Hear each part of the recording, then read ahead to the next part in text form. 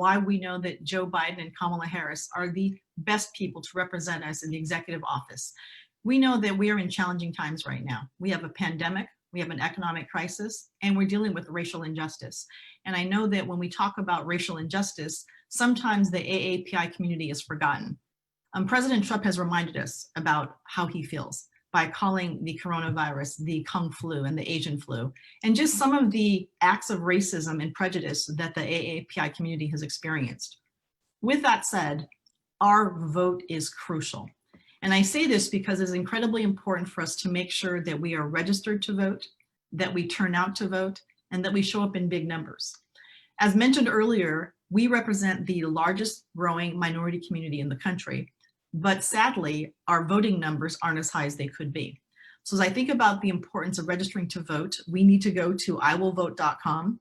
And if you're in Washington state like we are lucky to have mail-in ballots. But when you get your mail-in ballot, and they'll be coming soon, turn them in as early as possible.